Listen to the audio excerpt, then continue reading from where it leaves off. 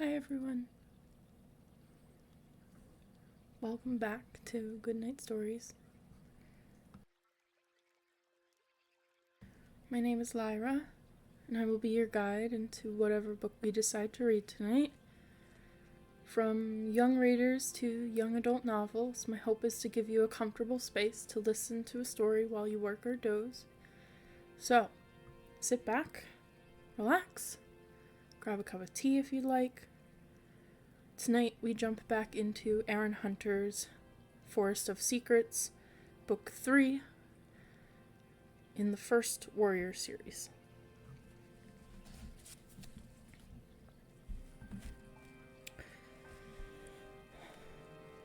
Chapter 14.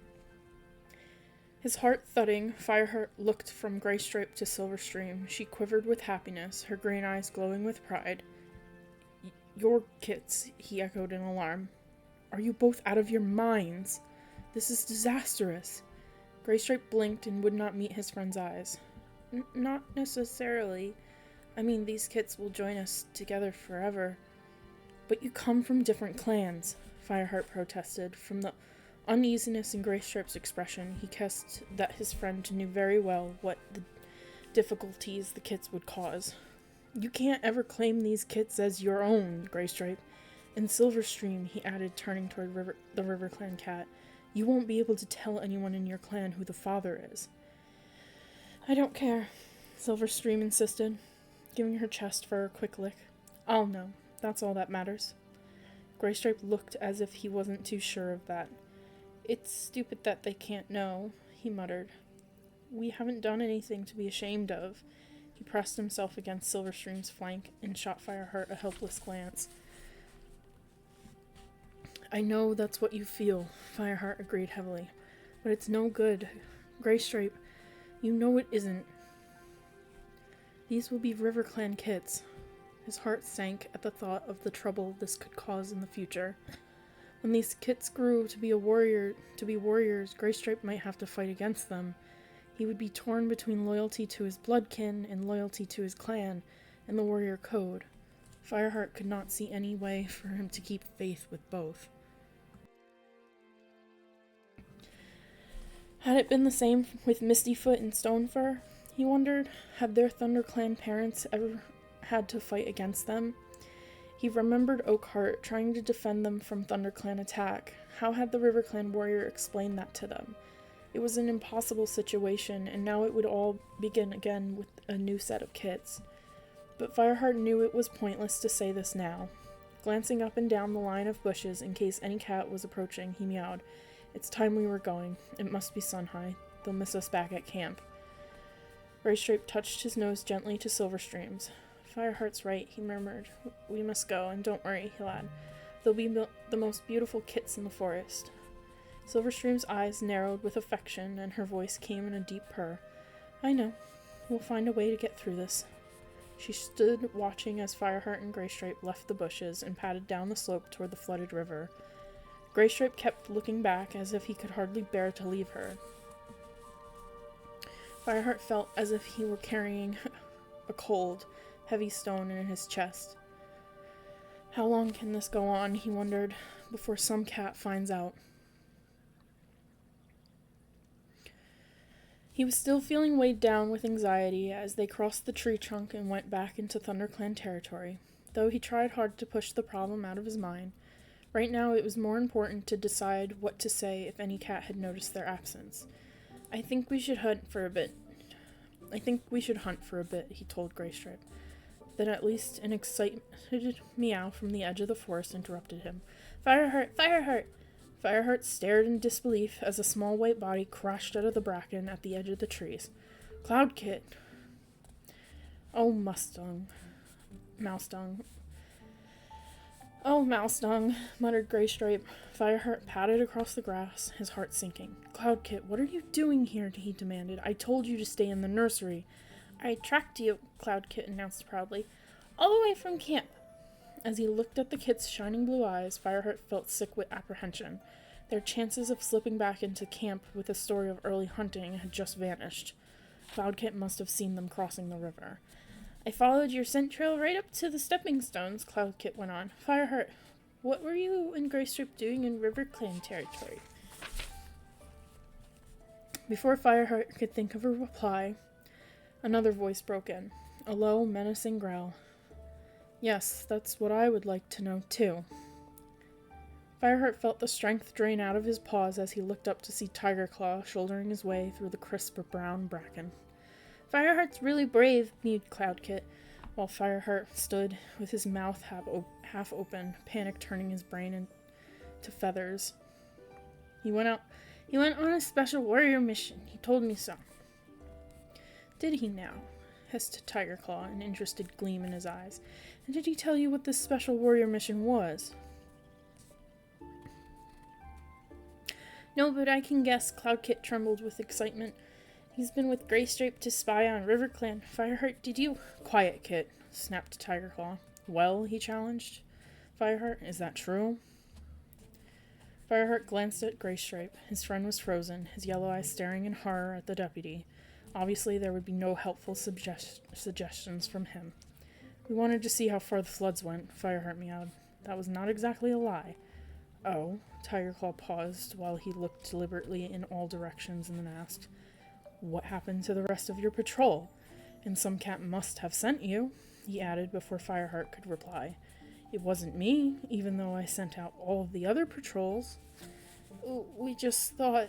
Graystripe began feebly. Tigerclaw ignored him. He thrust his huge head so close to Fireheart that he could smell the deputy's hot, rancid breath.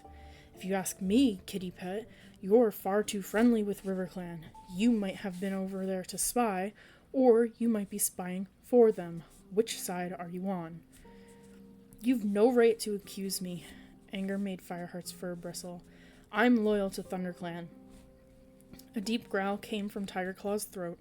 Then you won't mind if we tell Blue Star about this expedition of yours, and we'll see if she thinks you're so loyal. As for you, he glared down at Cloudkit, who tried to meet his amber gaze boldly but couldn't help retreating a pace or two. Blue Star ordered that no kits were to leave camp alone, or do you think clan orders don't apply to you, like your kitty pet kin? For once, Cloudkit didn't reply. His blue eyes looked scared. Tigerclaw swung around and stalked back toward the trees. Come on. We're wasting time. Follow me, all of you, he snarled.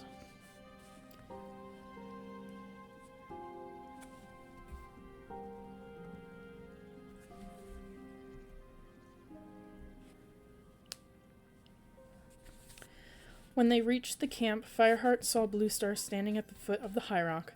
A patrol made up of Whitestorm, Longtail, and Mousefur were reporting to her. The stream is flooded as far as the Thunderpath, Fireheart heard Whitestorm say. If the water doesn't go down, we won't be able to make it to the next gathering. There's still time before... Bluestar broke off when she saw Tigerclaw approach her. Yes, what is it? I've brought these cats to you, the deputy growled. 1 disobedient kit and 2 traitors. Traitors, echoed Longtail. His eyes met Fireheart's with an unpleasant gleam. Just what I'd expect of a kitty pet, he sneered. That's enough, Bluestar ordered, with the faintest hint of a snarl in her voice. She dipped her head toward the cats in the patrol. You may go, all of you. She turned back to Tigerclaw as they moved away. Tell me what happened. I saw this kit leaving camp, Tigerclaw began, flicking his tail toward Cloudkit. After you ordered that no kits or apprentices should go out without a warrior. I went to fetch him back, but when I got into the ravine, I realized he was following a scent trail. He paused and glared challengingly at Fireheart and Greystripe. The trail led to the stepping stones, downstream from the Sunning Rocks. And what should I see there but these 2 brave warriors, he spat the words out, crossing back from River Clan territory. When I asked them what they were doing, they gave me some fish and mouse story about checking to see how far the flood stretched.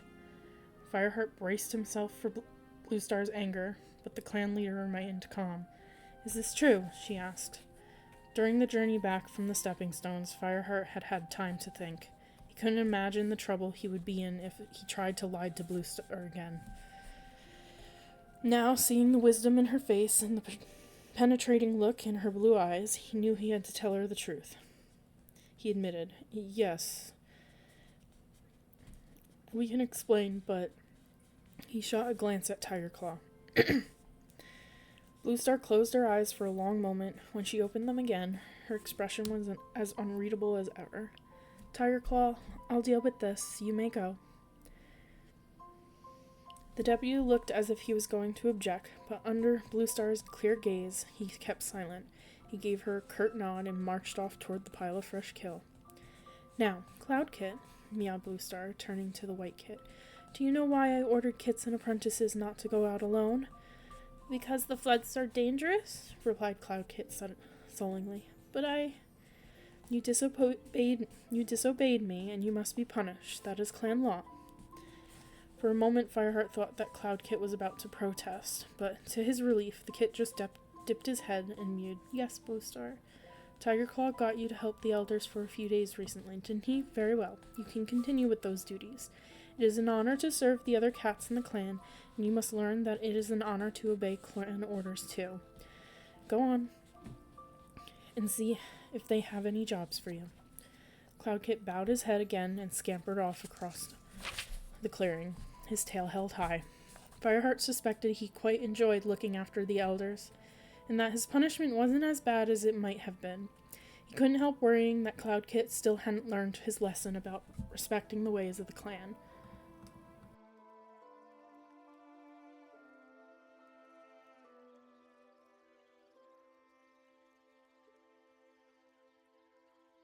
Bluestar settled down on the ground with her paws tucked under her.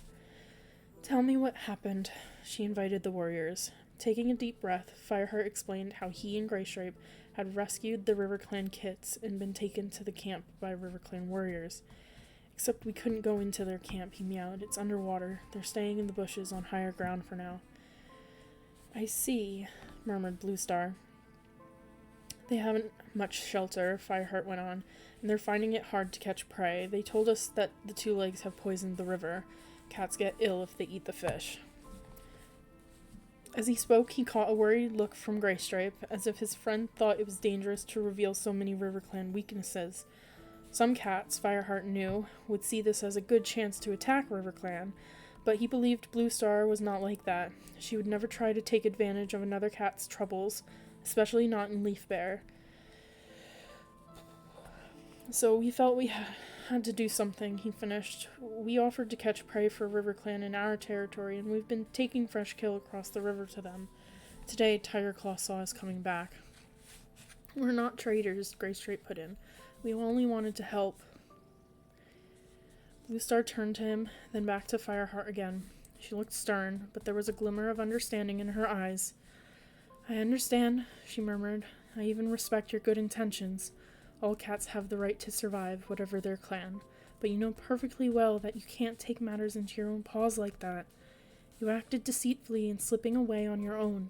You lied to Tigerclaw, or at least you didn't tell him all the truth, she added before Fireheart could protest. And you hunted for another clan before your own. This is not how warriors behave. Fireheart swallowed uncomfortably and looked sideways at Greystripe. His friend's head was bowed, and he was staring at his paws in shame. We know all that, Fireheart admitted. We're sorry. Feeling sorry isn't always enough, Bluestar meowed with an edge to her voice. You will have to be punished, and since you haven't acted like warriors, we'll see if you can remember what it's like to be apprentices. From now on, you can hunt for the elders and see to their needs, and when you hunt, you'll have another warrior to supervise you. What? Fireheart couldn't help the word escaping in a mew of outrage. You've broken the warrior code, Bluestar reminded him. Since you can't be trusted, you'll go with someone who can. There must be no more visits to RiverClan.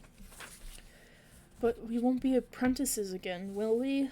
Greystripe meowed anxiously. No, Bluestar allowed a gleam of amusement to soften her eyes. You are still warriors. A leaf cannot return to the bud. But you will live as apprentices until I think you have learned your lesson. Fireheart forced himself to breathe evenly. He was so proud to be a warrior of ThunderClan, and shame overwhelmed him at the thought of losing his warrior privileges. But he knew there was no use arguing with Bluestar, and deep inside he admitted the punishment was fair. He bowed his head respectfully. Very well, Bluestar. And we really are sorry, Greystripe added. I know, Bluestar nodded to him. You may go, Greystripe. Fireheart, stay a moment. Surprised, Fireheart waited a little nervously to find out what Bluestar wanted. The clan leader waited until Greystripe was out of earshot. Then she asked, Tell me, Fireheart, have any RiverClan cats died in the floods? She sounded distracted, and for once she didn't meet Fireheart's eyes. Any warriors? Not that I know of, Fireheart admitted. Crooked Star didn't say that any cat had drowned. Bluestar frowned, but she didn't ask any more. She gave a tiny nod, as if to herself, and after a brief hesitation, she dismissed Fireheart.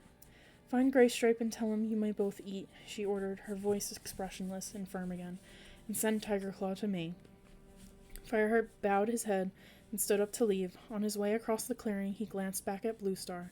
The gray she-cat was still crouched at the foot of the rock, her eyes staring into the far distance. He couldn't help feeling puzzled by his leader's urgent questions. Why should she be so worried about RiverClan warriors, he wondered.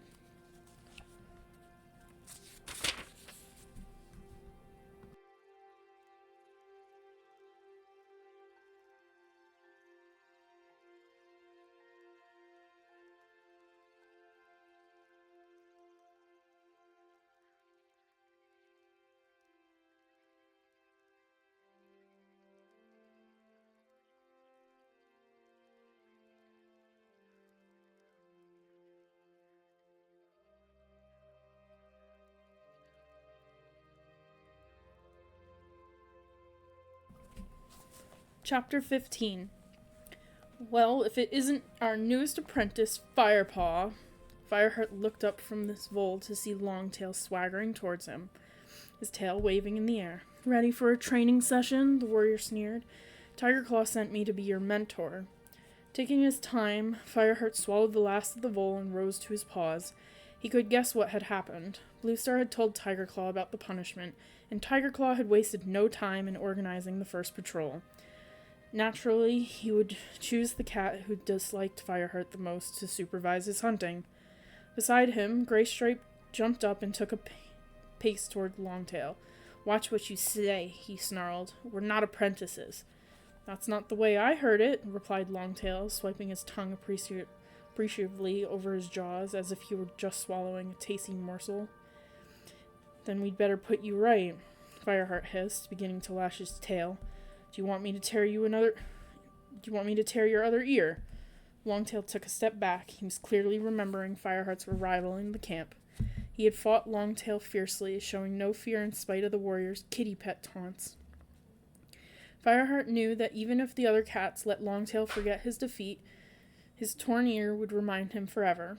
You'd better watch it, the warrior blustered. Tiger Claw will have your tails off if you touch me. It would be worth it, Fireheart retorted. Call me Firepaw once more and you'll find out. Longtail said nothing, only turning his head aside to lick his pale fur. Fireheart relaxed his threatening stance. Come on then, he grunted. If we're going to hunt, let's get on with it. He and Graystripe led the way out of the gorse tunnel and up the side of the ravine. Longtail followed, loudly suggesting where to hunt, as if he were in charge. But once they were in the forest, Fireheart and Graystripe did their best to ignore him. The days were cold and gray, and a thin rain had begun to fall. Prey was hard to find.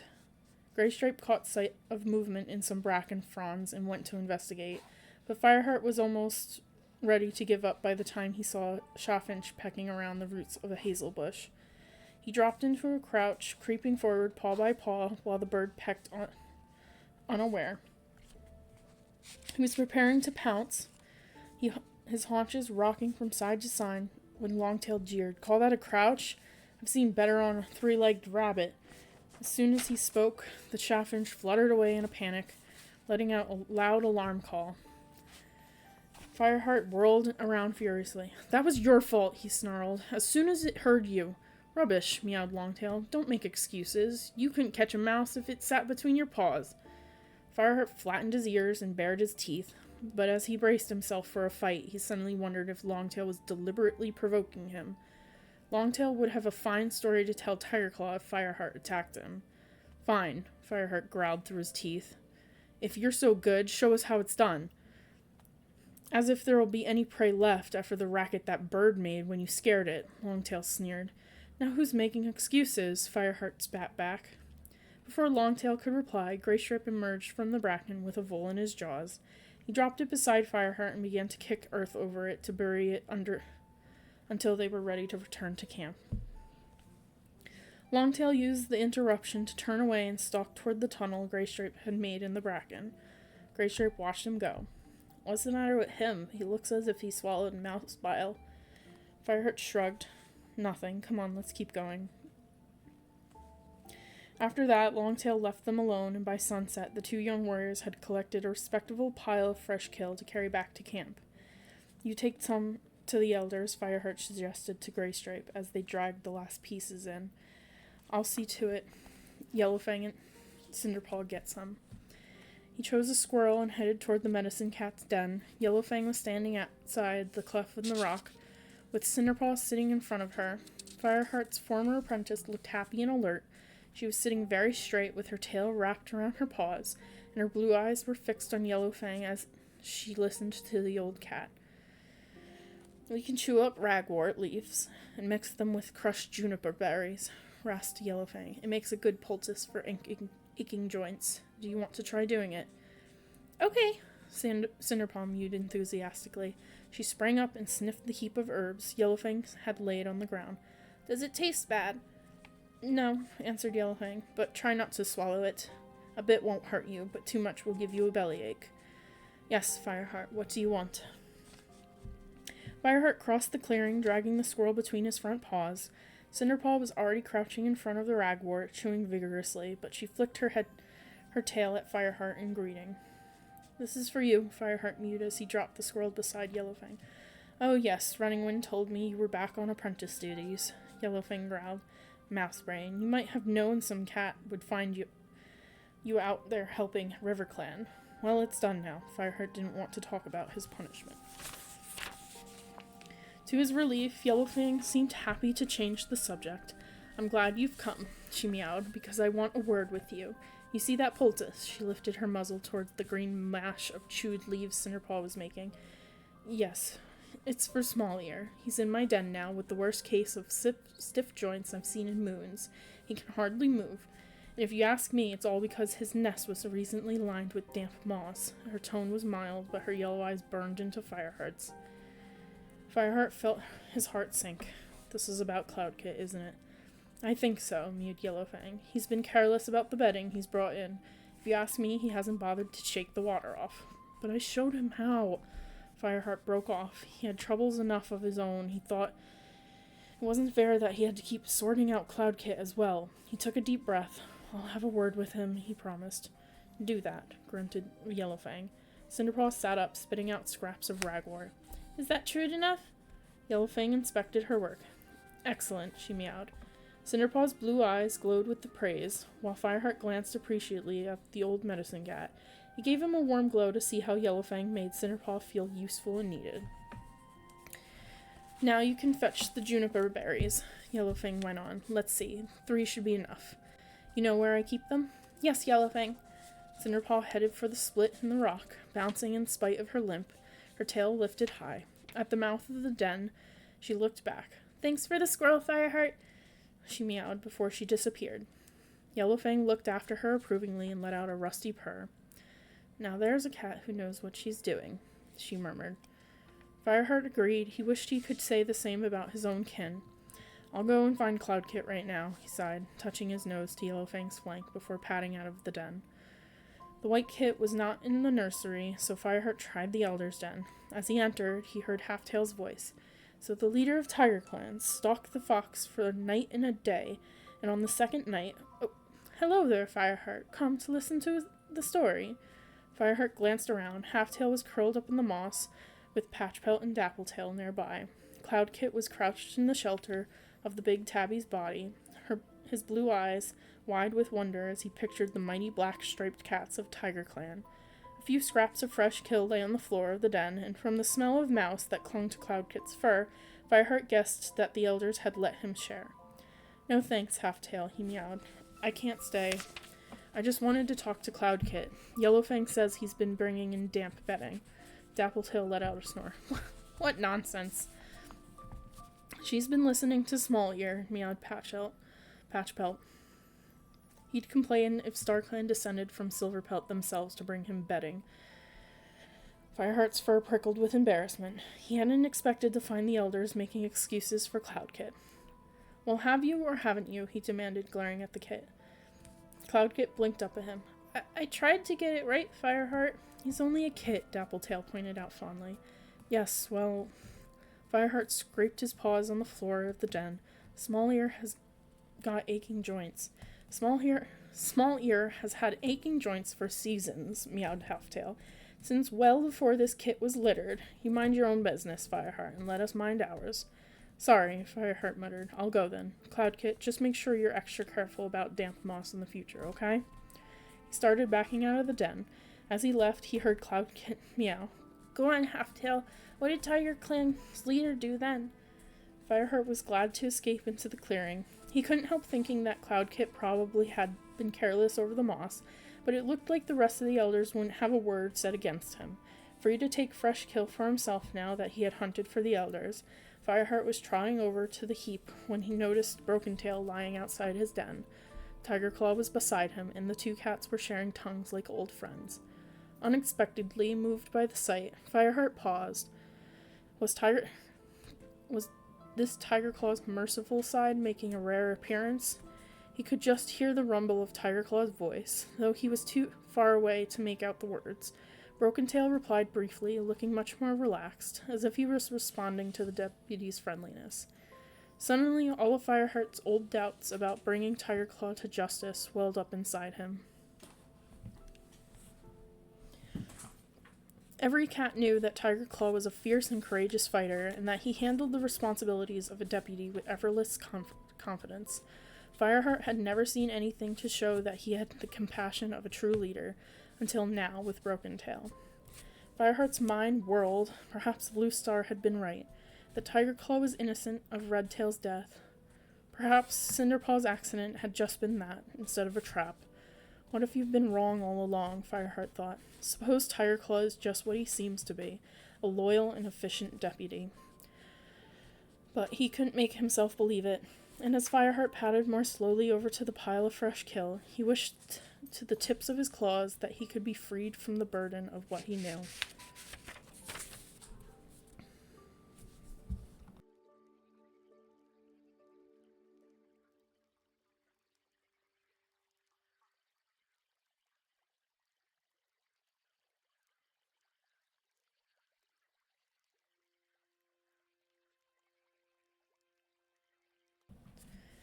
Chapter 16. Fireheart stepped out of the ferns that enclosed the apprentice's den and stretched out his front paws. It was just after sunrise, and the sky was already a pale eggshell blue, promising fine weather after days of clouds and rain. In Fireheart's opinion, sleeping in the apprentice's den was the worst part of his punishment. Every time he went in there, Thornpaw and Brightpaw stared at him with huge eyes, as if they couldn't believe what they were seeing. Brackenpaw just looked acutely embarrassed, while Swiftpaw, encouraged by his mentor Longtail, Fireheart guessed, openly sneered. Fireheart found it hard to relax, and his sleep was broken by dreams in which Spotted Leaf bounded toward him, meowing a warning that he could never remember when he woke. Now Fireheart stretched his jaws in a massive yawn and settled down to give himself a thorough wash. Graystripe was still sleeping. Soon Fireheart would have to wake him and find a warrior to supervise them on yet another hunting patrol. As Fireheart washed, he saw Bluestar and Tigerclaw sitting at the foot of High Rock, deep in conversation. Idly, he wondered what they were talking about. Then Bluestar gave a flick of her tail to summon him. Fireheart sprang up at once and bounded across the camp. Fireheart, Bluestar meowed as he approached. Tigerclaw and I think you've been punished enough. You and Graystripe can be full warriors again. Fireheart felt almost giddy with relief. Thank you, Bluestar, he meowed. Let's hope it's taught you a lesson, growled Tigerclaw. Tigerclaw is going to lead a patrol up to Four Trees. Bluestar went on before Fireheart could respond. In 2 nights the moon will be full, and we need to know if we can make it to the gathering. Tigerclaw, will you take Fireheart with you? Fireheart couldn't interpret the gleam in the deputy's amber eyes. He didn't look pleased. Tigerclaw never did. But there was a certain dark satisfaction, as if he would enjoy putting Fireheart through his paces. Fireheart didn't care. He was thrilled that Bluestar was trusting him with a real warrior's mission again. He can come, Tigerclaw meowed, but if he puts a paw wrong, I'll want to know the reason why. His dark coat rippled as he heaved himself to his paws. I'll find another cat to go with us. Fireheart watched him as he strode across the clearing and disappeared into the warrior's den. This will be an important gathering, murmured Bluestar beside him. We need to find out how the other clans are coping with the floods. It's important for our clan to be there. We'll find a way, Bluestar, Fireheart assured her. But his confidence drained rapidly away a moment later when he saw Tigerclaw reappear from the den. The cat who followed him out was Longtail. It looked as if Tigerclaw had chosen the third member of the patrol deliberately to disadvantage Fireheart. Fireheart felt a hard lump of apprehension in his stomach. He wasn't sure that he wanted to go out alone with Tigerclaw and Longtail. The memory of the battle with River Clan was still too fresh when Tigerclaw had watched him struggle with a fierce warrior and made no move to help him. And Longtail had been his enemy ever since he had set paw in the camp. For a moment, fearful pictures of the 2 cats turning on him in the depths of the forest and murdering him whirled through Fireheart's mind.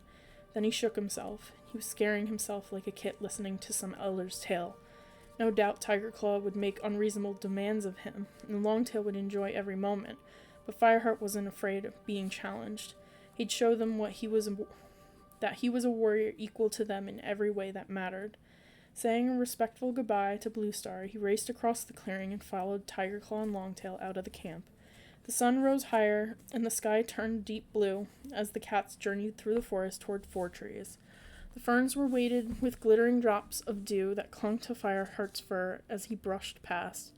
Birds sang and branches rustled with freshly opened leaves. New Leaf had really come at last. As he padded after Tigerclaw, Fireheart was distracted by tempting movements in the undergrowth as prey scurried to and fro. After a while, the deputy let them stop and hunt for themselves. He was in an unusually good mood, Fireheart thought, relaxing enough to praise the flame-pelted warrior as he pounced on a particularly speedy vole. Even Longtail kept his unfriendly comments to himself. When they went on, Fireheart's stomach was warm and full from the vole he had eaten. His uneasy feelings vanished. On a day like this, he couldn't help feeling optimistic, sure that they would soon have good news to take back to Bluestar. Then they reached the top of the slope and looked down toward the stream that crossed ThunderClan territory, separating them from Four Trees. Tigerclaw let out a long, soft hiss, and Longtail yowled in dismay. Fireheart shared their exasperation. Usually the stream was shallow enough for cats to cross easily, keeping their paws dry by leaping from rock to rock. Now the water had spread into a glistening sheet on either side, while the current churned swiftly along the original course of the stream. "Fancy crossing that?" spat Longtail. "I don't." Without a word, Tigerclaw began padding upstream, following the edge of the floodwater towards the thunder path. The land sloped gently upward, and before long, Fireheart could see that the shining surface was broken by tussocks of grass and clumps of bracken poking above the water. "This isn't as deep as when Whitestorm last reported," Tigerclaw meowed. "We'll try to cross here." Fireheart had his doubts that the water would be shallow enough, but he kept this to himself. He knew if he objected, he would just get the usual sneers about his soft kitty pet background. Instead, he quietly followed Tigerclaw, who was already wading into the water. He couldn't help noticing that Longtail's ears twitched nervously as he splashed in beside him. The water felt cool as it laughed at Fireheart's legs. He picked his way carefully, tracing a zigzag course toward the nearest bank of the stream by springing from one clump of grass to the next. Drops of water glittered in the sunlight as he splashed forward. Once a frog wriggled out from under his paws, almost making him lose his balance, but he righted himself by sinking his claws heavily into a waterlogged tussock. In front of him, the current was brown where it had stirred up mud from the stream bed. It was much too wide for a cat to leap, and the stepping stones were completely submerged. "I hope Tigerclaw doesn't expect us to swim," Fireheart thought with a wince. Even as the words went through his mind, he heard Tigerclaw's yowl from farther upstream. "Come here, look at this." Fireheart splashed towards him. The deputy, with Longtail beside him, was standing at the edge of the stream. A branch was lodged in front of them, swept into place by the current so that it stretched from one bank to the other. "Just what we need." Tigerclaw grunted in satisfaction. "Fireheart, check that it's safe, will you?" Fireheart gazed doubtfully at the branch. It was much thinner than the fallen tree that he had used to cross the RiverClan territory. Twigs poked out in all directions, still with dead leaves dangling from them. Every few moments the whole branch gave a slight jerk, as if the current wanted to sweep it away again. With any other senior warrior, or even Bluestar, Fireheart would have discussed how safe the branch was before he set paw on it. But no cat questioned an order from Tigerclaw. "Scared, kitty pet?" Longtail taunted him. Determination burned in Fireheart's belly. He would not show fear in front of these cats and let them have the pleasure of reporting it to the rest of the clan. Gritting his teeth, he stepped onto the end of the branch. Immediately it sagged under his paws, and he dug his claws in hard, fighting for balance. He could see brown water racing a mouth's length below, and for a few heartbeats, he thought he would plunge straight into it. Then he steadied himself. He began to move forward cautiously, placing his paws in a straight line, one after the other. The slender branch bounced under his weight with every step. Twigs caught in his fur, threatening his balance. "We'll never get to the gathering like this," Fireheart thought. Gradually, he drew closer to the middle of the stream, where the current was strongest. The branch tapered until it was barely as thick as his tail, making it harder to find a paw hold. Pausing, Fireheart measured the distance left. Was he close enough to leap safely? Then the branch lurched under him. Instinctively, he gripped tighter with his claws. He heard Tigerclaw yowl, "Fireheart, get back!" For a heartbeat, Fireheart swayed precariously. Then the branch lurched again, and suddenly it was free, racing along with the surging water. Fireheart slipped sideways and thought he heard Tigerclaw yowl once more as the waves closed over his head.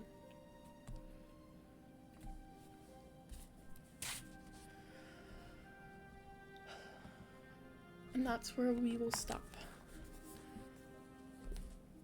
I hope everyone enjoyed listening, and I hope you all have a good evening and a good night. Till next time, my friends, take care.